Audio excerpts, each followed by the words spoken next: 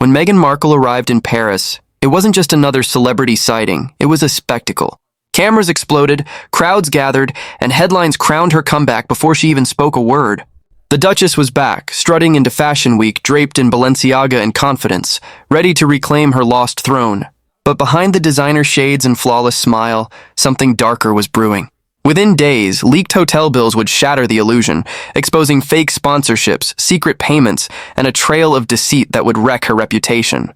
What began as her grand return quickly unraveled into the scandal that revealed the truth Meghan never wanted out. Meghan arrived in Paris with one goal: rebrand herself as Europe's new fashion queen. After years of struggling to find her footing in Hollywood and watching deal after deal fall through, she needed a win.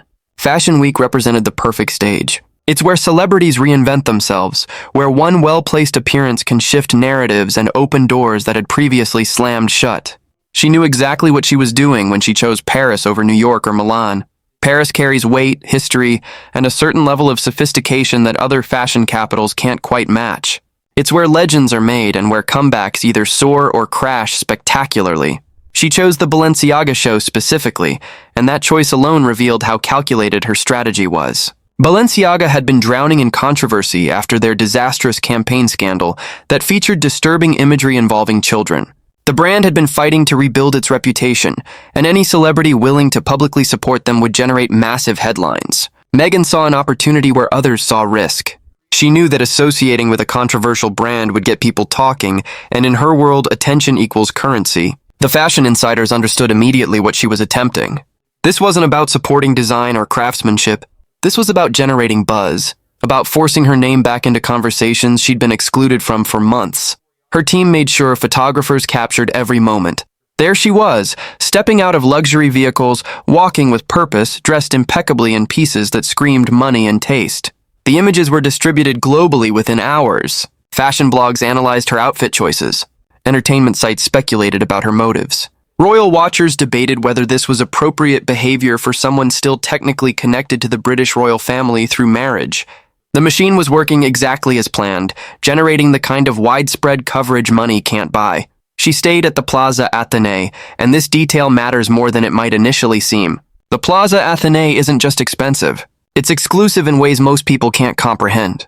This is where actual royalty stays, where billionaires book entire floors, where privacy and discretion are guaranteed at prices that make regular five-star hotels look budget-friendly. Suites start at thousands per night and climb rapidly depending on the level of luxury demanded.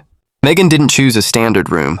Sources familiar with her booking confirmed she stayed in one of their premium accommodations, complete with dedicated staff, personalized services, and amenities that most people only see in movies.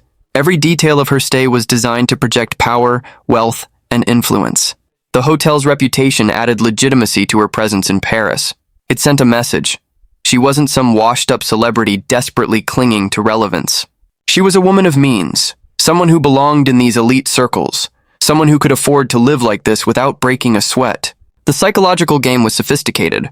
By staying at the Plaza Athénée and attending Balenciaga, she was positioning herself not as an outsider trying to break in, but as an insider who'd temporarily stepped away and was now reclaiming her rightful place. She wanted the world to see her as untouchable, a woman who had left royal constraints behind and emerged stronger, richer, and more independent. The narrative she was building went like this. She'd escaped a suffocating institution, relocated to California, and built a new life on her own terms. She didn't need the palace, didn't need their money, didn't need their approval. She was self-made now, a modern woman who'd chosen freedom over tradition and was thriving because of it. The Paris trip was meant to be visual proof of this narrative, evidence that she was doing just fine without royal support. The photos circulated globally, and for 48 hours it looked like her plan was working. Publications ran stories about her fashion choices. Supporters celebrated her confidence and independence. Even some critics admitted she looked good and seemed happy. The conversation was trending in her favor for the first time in months. Her team must have felt like they'd finally cracked the code, finally figured out how to shift public perception and rebuild her brand. They were already planning next steps, booking future appearances, reaching out to brands for potential partnerships. Everything seemed to be falling into place. Then the invoice leaked and everything changed in an instant. A French publication somehow obtained the hotel bill from the Plaza Athénée, and when they looked at the numbers, they knew they had a story that would explode globally. The bill wasn't just high, it was astronomical. Thousands upon thousands of dollars for accommodations, premium room service, spa treatments, personal shopping services, and luxury amenities that most people couldn't afford even if they saved for years. The itemized list read like a fantasy, detailing every indulgence and excess imaginable. But here's what made it explosive. What transformed this from a story about celebrity spending into a full-blown scandal? Neither Meghan nor Archewell, her foundation with Harry, had paid a single cent. The booking wasn't under her name. The credit card on file wasn't hers. The entire stay had been arranged and funded by someone else, and the booking was made under a corporate sponsor's name. This detail detonated like a bomb in the media landscape. Questions erupted immediately. Who was funding this lifestyle? Why was a woman who constantly preached about independence, about breaking free from royal privilege, about being self-sufficient, letting someone else foot the bill for her luxury Paris vacation? Why had she kept this arrangement secret? What did she owe in return? The hypocrisy was staggering to critics who'd watched her spend years lecturing about authenticity and truth while apparently living a completely different reality behind the scenes. The media smelled blood, and they weren't wrong to pursue the story aggressively. This wasn't just about money or hotel bills. This cut to the core of everything Meghan had been trying to sell the public since leaving the UK. Her entire brand was built on independence, on being a strong woman who didn't need institutions or systems to support her. She'd positioned herself as someone who'd walked away from unimaginable wealth and privilege because those things didn't matter compared to freedom and authenticity. She'd done interviews, podcasts, and public appearances, all centered on this narrative of self-determination. And now, leaked documents proved that narrative was fiction. She wasn't self-funding her lifestyle. She wasn't independent. Someone else was paying for her to live like royalty while she pretended she'd left that world behind. The contradiction was impossible to ignore, and it reopened every criticism that had ever been leveled against her. People who'd defended her felt betrayed. Critics who'd always doubted her felt vindicated. The story had legs, and it was about to get so much worse. A French gossip magazine did the digging that would unravel everything. They took the corporate sponsor's name from the leaked invoice and traced it back through business registries, corporate filings, and industry connections. What they discovered sent shockwaves through both the fashion world and the media landscape. The sponsor was linked directly to Balenciaga, the same brand whose show she'd attended, the same brand she'd been photographed supporting, the same brand she'd used as the centerpiece of her entire Paris Fashion Week strategy. On the surface, it looked like a standard celebrity sponsorship deal, the kind that happens constantly in the fashion industry. Brands pay for celebrities to attend shows, stay in luxury hotels, and post about their experiences on social media. It's transactional, transparent, and completely normal when done properly. But this situation was different in one critical way. Balenciaga immediately released a statement denying everything. They claimed they had no partnership with Meghan Markle. They insisted they'd signed no sponsorship agreement. They stated clearly and unambiguously that they had no involvement whatsoever in her Paris trip, her hotel accommodations, or any other aspect of her Fashion Week appearance. The denial was swift, official, and absolute. Balenciaga's PR team didn't leave any room for interpretation or misunderstanding. They wanted everyone to know they had nothing to do with Meghan, and the speed of their response suggested panic. A brand doesn't move that fast unless they're desperately trying to avoid being dragged into a scandal. Their statement was carefully worded but unmistakably clear.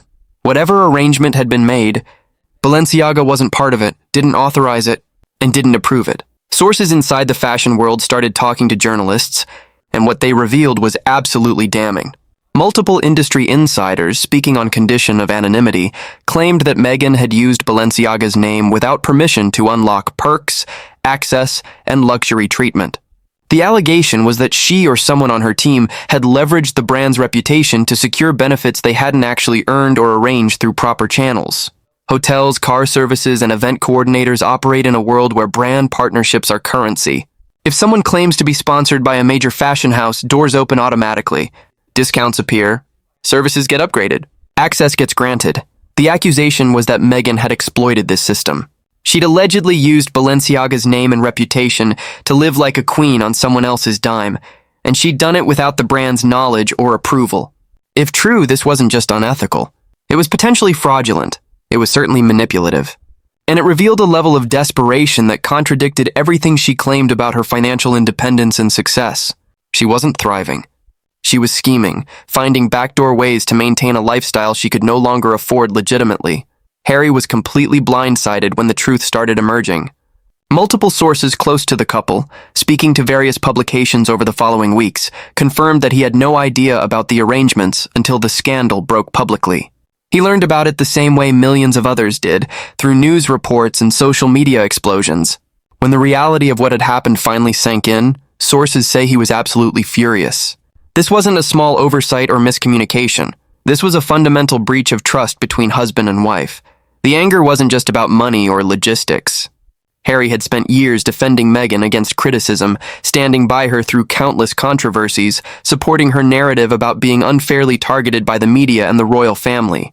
He'd sacrificed relationships with his family, his reputation in the UK, and his standing with the British public. He'd done all of this believing they were building something honest together, something authentic and true. Now he was discovering that major decisions were being made behind his back, that arrangements were happening without his knowledge, and that the financial situation might be far more complicated than he'd understood. This scandal hit differently because it revived every criticism they'd spent years trying to escape. They'd left the royal family partially over issues of independence and financial autonomy. They'd complained about being controlled, about not having freedom to make their own choices, about being trapped in a system that dictated their lives. They'd done the Oprah interview where they talked about being cut off financially. They'd built an entire public narrative around breaking free from privilege and making it on their own terms. And now Meghan was caught using deceptive practices to access the exact kind of privilege they'd claimed to reject. The hypocrisy was staggering. She'd spent years criticizing royal privilege while apparently creating her own system of unearned benefits and backdoor access. She'd lectured about authenticity while allegedly lying about sponsorships. She'd positioned herself as self-made while someone else was secretly funding her lifestyle. Every criticism they'd deflected, every accusation they'd denied, suddenly had new evidence supporting it. French tabloids started raising serious questions about potential legal violations. Journalists with expertise in business law and consumer protection regulations began analyzing whether she'd broken any rules about sponsorship disclosure. In many jurisdictions, if you're being paid or receiving benefits from a brand, you're legally required to disclose that relationship, especially if you're promoting the brand publicly. If Meghan had received benefits while falsely claiming or implying a brand partnership that didn't exist, she could potentially face legal consequences. The questions multiplied. Was this fraud? Could Balenciaga sue for unauthorized use of their name? Were there contract violations? What about tax implications if undisclosed benefits were received? The British palace reportedly saw an opportunity and took it. Anonymous palace sources leaked information to preferred journalists, and the message was clear and brutal. Meghan's Paris trip was an embarrassment to the crown and definitive proof that she couldn't be trusted. The palace had been relatively quiet about Harry and Meghan for months, following a strategy of dignified silence. But this scandal apparently crossed a line. Palace insiders felt vindicated, like all their private concerns about Meghan's character and judgment were now being confirmed publicly. The leaks weren't just informational, they were designed to damage, to ensure that any remaining goodwill toward the couple evaporated completely.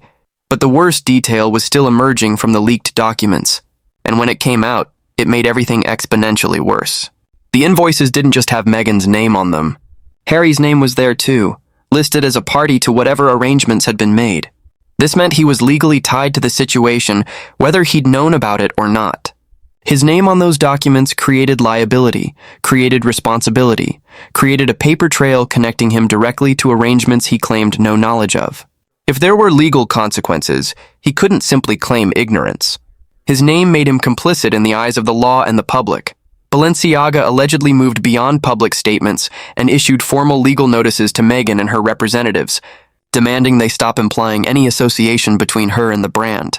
Legal letters went out making it absolutely clear that Balenciaga wanted nothing to do with her, now or ever. They were protecting their brand reputation aggressively, and the legal notices served another purpose. They created an official record that Balenciaga had explicitly rejected and distanced themselves from her. This wasn't just PR damage control. This was legal positioning for potential future action. Fashion insiders confirmed what the legal notices implied. Balenciaga wanted her erased from their narrative completely. Industry sources revealed that internal memos had circulated warning staff never to engage with her or her team again. Her name had essentially been blacklisted from one of fashion's most influential houses, and that kind of rejection spreads fast in an industry built on relationships and reputation. Brands started blacklisting her immediately, and the speed revealed just how toxic she'd become. Fashion houses and preliminary partnership discussions suddenly went silent. Emails went unanswered. Scheduled meetings were canceled without explanation. PR teams representing major luxury brands warned clients to avoid any association with her, calling her radioactive in private conversations that eventually leaked to trade publications. Working with Meghan Markle had become career suicide. Collaboration offers that had been on the table disappeared overnight. Fashion Week invitations stopped coming. Gallery openings and exclusive parties that once would have welcomed her suddenly had no space available. The social infrastructure supporting celebrity culture had collectively frozen her out. And once you're blacklisted in these circles, exile can last years or become permanent. Even supporters who defended her through countless controversies began questioning whether they'd been wrong. Online communities that had consistently pushed back against negative coverage started fragmenting. The usual arguments about media bias didn't work when the scandal involved leaked invoices, corporate records, and official brand denials. Online backlash reached levels she hadn't seen since leaving the UK. Hashtags calling her a fraud trended globally for days. The narrative had shifted fundamentally from misunderstood duchess to manipulative opportunist caught playing games she couldn't win. Then came the twist that transformed everything. Investigative journalists traced the actual hotel payments to a Los Angeles-based media investor, referred to as Mr. X in early reports. This investor ran an entertainment firm with prior business ties to Meghan, dating back to her acting days. The payments had been funneled through his company's accounts, hidden in expense reports that would normally never face public scrutiny. But once investigators knew where to look, the paper trail became clear. The revelation raised devastating new questions. Why was another man paying for her luxury Paris trip? What was their relationship? What did he expect in return? How many other expenses had been secretly covered by outside sources? The implications suggested her claims of financial independence were even more false than anyone initially suspected. When Harry found out about the investor's involvement, sources say he felt completely betrayed. The discovery hit him on multiple levels. Financial arrangements were happening behind his back. Another man had funded his wife's international trip without his knowledge. Friends described someone who felt like the foundation of his marriage had cracked. Harry had sacrificed his family, his country, and his role in the institution that defined his life. He'd done this believing they were building something honest together. Now he was discovering fundamental aspects of their life had been hidden from him. Reports surfaced that their marriage was under severe strain. Sources described escalating arguments, days of barely speaking, Harry questioning everything he thought he knew.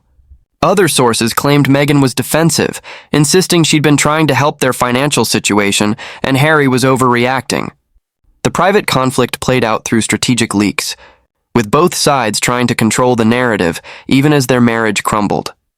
Meghan's assistant allegedly resigned shortly after the scandal broke, and the resignation became part of the story. Sources claimed the assistant had warned Meghan repeatedly not to misuse corporate names for personal gain, predicting exactly the disaster that occurred. When warnings were ignored, the assistant reportedly resigned immediately, refusing even to help with damage control. The couple went almost completely silent, retreating to their Montecito mansion and cutting off nearly all public appearances. Events were canceled. Social media went dark. The silence seemed both strategic and protective, like they needed space from public scrutiny to deal with the private crisis consuming their relationship. But the silence created a vacuum media filled with speculation and increasingly negative analysis. Fashion houses that once courted her now refused to return calls. PR insiders confirmed she was considered absolutely toxic, a liability no brand wanted attached to their image. The fashion industry had made its judgment, and that judgment was final. She'd destroyed professional relationships that take decades to build. Reports emerged of an emotional breakdown, with Meghan allegedly telling friends she felt cornered, sabotaged, and unfairly targeted. She reportedly described feeling victimized by coordinated attacks, held to impossible standards nobody could meet. But critics weren't buying it this time. They pointed out that every misstep was self-inflicted, every lie was her choice, every manipulation was calculated. She'd allegedly used brand names without permission, hidden financial arrangements from her husband, and built narratives contradicting documented reality. These were things she'd done, not things done to her. Royal aides in London reportedly mocked her in private conversations that leaked to preferred journalists. They called her a Hollywood social climber who'd never understood real service, who'd viewed royal life as a stepping stone to celebrity rather than duty. Palace insiders felt vindicated, claiming they'd been right about her character all along, and this scandal proved it beyond doubt. King Charles was reportedly deeply disappointed, and his disappointment carried serious consequences. Any hope of reconciliation between Harry and the royal family died completely. Charles had been theoretically open to eventually rebuilding some relationship with his son, but this scandal made that impossible. The embarrassment was too public, the behavior too egregious, the damage too significant. Bridges that might have been slowly rebuilt were now permanently destroyed. The investor eventually issued a denial through attorneys, insisting he had no personal relationship with Meghan beyond standard business interactions. His statement claimed payments were purely business-related, connected to entertainment projects that were completely legitimate. His lawyers threatened legal action against publications implying anything inappropriate, but the denial came too late. Public perception had solidified. Even if every word was true, the court of public opinion had rendered its verdict. Her fashion credibility was destroyed. Her marriage was strained possibly beyond repair. Her public image had collapsed in ways even harsh critics hadn't predicted. Rumors circulated about a UK documentary in production featuring the leaked receipts as centerpiece evidence, promising to be devastating with comprehensive examination of her fall. What was supposed to be her triumphant comeback became a masterclass in how quickly carefully constructed images implode when built on deception. Meghan had bet everything on perception, on appearing powerful and untouchable. But perception without substance is just smoke, and the wind finally blew it away. She'd wanted to be seen as a self-made icon who'd escaped royal constraints. Instead, she proved she was still chasing the same validation, luxury, and status she'd always craved. The Paris trip wasn't a comeback. It was complete exposure, and now the world knows exactly who's been paying the bills all along.